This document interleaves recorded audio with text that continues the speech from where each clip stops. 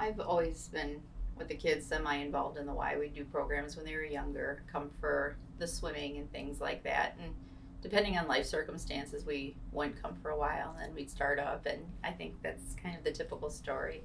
About a year and a half ago, his son Jacob was very involved. He comes here a lot for basketball, and as soon as he hit 14, the weight room.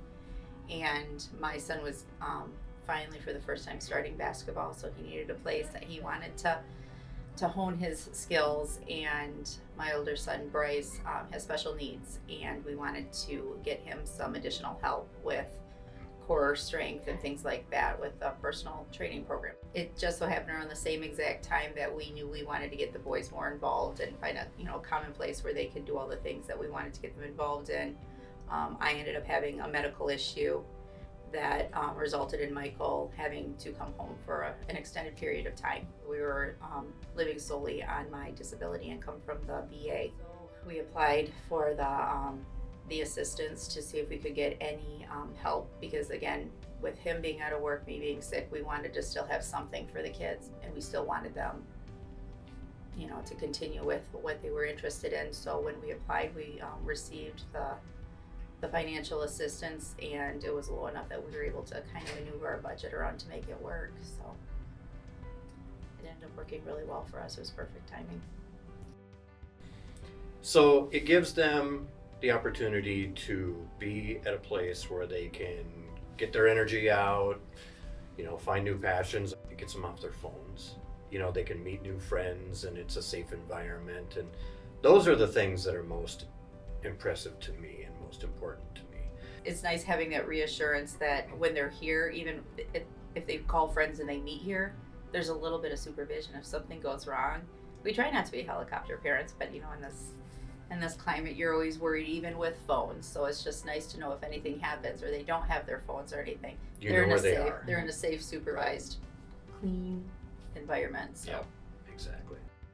For Bryce and his personal training, that came as a result of him being enrolled in a program called Brain Balance. It works a lot on focusing on different muscle strengths, because by building body awareness, eventually it evolves into emotional awareness and things like that. And he was going through the program, but there were a couple target areas he was having a very difficult time with their exercises. He just couldn't complete them. He couldn't pass through them, and that really affected the next level of development for him. So we got him into personal training, and we let Katie, the personal trainer he was assigned, know the specific areas that he was struggling with, set up a whole program designed around those two main areas, and has been focusing on those. With special needs, there's a lot of frustration on his part. He's in school full time, he's in personal training, he's in tutoring, he's in a million and one things. So that not only helps him with those brain balance activities, but also helps him with an outlet as well. So it's definitely been a huge help in that relationship between him. He's got another friend now, and somebody he can trust, someone he can lean on, feel comfortable asking questions with. And when he respects somebody, he pushes himself harder, and we've been seeing a lot of that.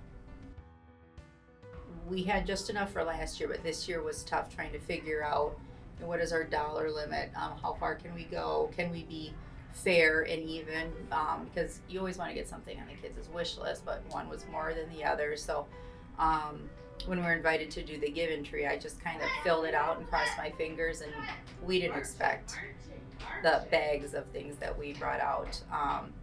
It definitely helped fill the Christmas tree a little more than one gift, to have the wish list and have so many people come forth and really try to fill it out. That really was huge for us. Okay. So then I guess our goal is to kind of repay the favor and pay it forward, and hopefully we'll be in a position come this Christmas, or we can actually help some other people as well. Start grabbing a couple of those ornaments off the tree. When we're all here, I'm happy.